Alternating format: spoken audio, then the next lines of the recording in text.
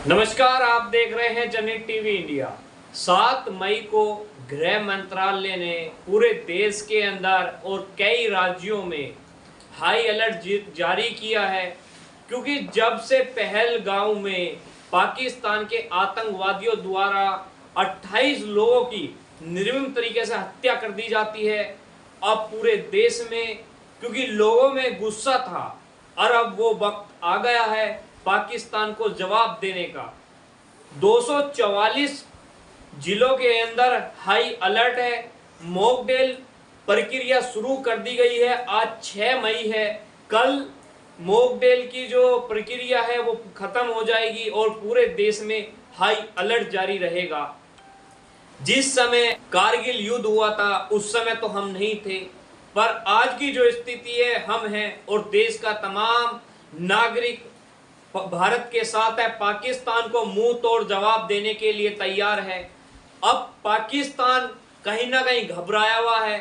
एक तरफ तालिबान जो है पाकिस्तान के पीछे पड़ा हुआ है और भारत ने भी अब बिगुल बजा दिया है पाकिस्तान को मुंह तोड़ जवाब देने का। गृह मंत्रालय ने साफ कह दिया है कि अब वो टाइम आ चुका है पाकिस्तान को जवाब देने का। आपको हम बता देते हैं मॉकड्रिल क्या होता है, हवाई रेड सिग्नल सायरन क्या होता है।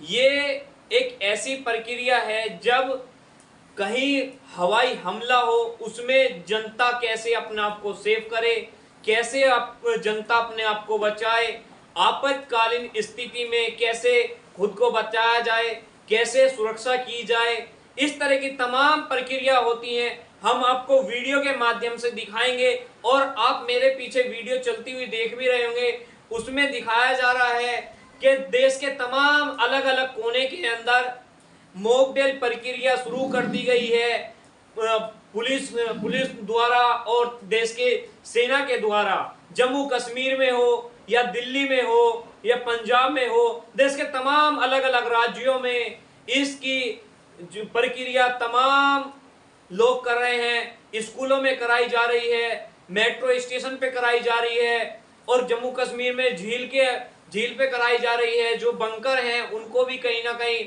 पहले से तैयार किया जा रहा है और जब हवाई हमला होगा उससे पहले सिग्नल बज जाएगा, जिससे लोगों को पता लग जाएगा, रहने वालों को, कि हवाई हमला होने वाला है। उससे लोग सेफ हो जाएं और ऐसी कहीं जगह छुप जाएं या फिर ऐसी आपातकालीन स्थिति में खुद को कैसे बचाया जाए और दूसरों की कैसे सेफ्टी करी जाए।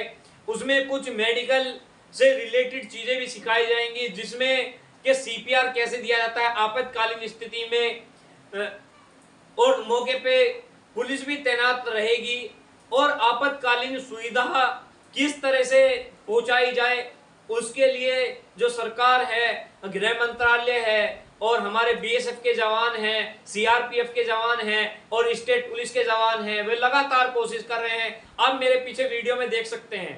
पाकिस्तान से तनावपूर्ण स्थिति होने के बाद अब क्योंकि वो मौका आ चुका है, देश के तमाम नागरिक भी इसमें हिस्सा लेंगे। क्योंकि अगर ऐसी स्थिति बनती है, अगर किसी जहाँ पे लोग रहते हैं, कहीं हाई रिस्क सोसाइटी है या गांव है, शहर है, अगर ऐसी स्थिति बनती है तो लोगों को सिखाया जा रहा है कि किस तरह से बचा जाए, किस तरह से अपने साथियों की रक्षा की जाए, किस तरह से मदद की जाए। मैं आपको कुछ महत्वपूर्ण है और इम्पोर्टेंट हैं, क्योंकि ऐसी परिस्थिति में लगातार देखा जाता है कि एक दूसरे की सहायता से, सेना की सहायता करने से ही जंग जीती जाती है। कि सारा ठीक रहे, अगर सरकार में फोड़ दिया जाए तो नहीं हो सकता। देखिए, आम नागरिकों की भी कुछ जिम्मेदारियां होती हैं, उनको भी हमें बखूबी निभाना चाहिए। ऐसे में अगर देश को किसी भी चीज की जरूरत पड़े तो हमें आगे आना चाहिए, क्योंकि अगर जिस टाइम कारगिल का युद्ध हुआ था तब भी देश के तमाम नागरिकों ने साथ दिया था और भी कई ऐसी चीजों में अपना साथ दिया था। तो आप समझ सकते हैं जो लगातार युद्ध की ओर भारत बढ़ रहा है, पाकिस्तान को मुंह तोड़ जवाब देने की तैयारी में भारत लगा हुआ है। अब वो समय आ चुका है, क्योंकि देखा जा रहा है पिछले 8-9 दिन से एलओसी पे पाकिस्तान के जो सैनिक हैं वो फायरिंग कर रहे हैं, पर भारत के भी जो सैनिक हैं वो कहीं भी कमजोर नहीं पड़ रहे। और भारत के सैनिकों को मेरा सल्यूट है, सलाम है, नमस्कार है, और उनके मैं हौसले की सराहना करता हूं। भारत के जो सैनिक हैं वो जवाब देने का काम कर रहे हैं, उत्तम तरीके से जवाब दिया जा रहा है पाकिस्तान की सेना को। तो नागरिक की सुरक्षा ये भी बड़ा अहम चीज है।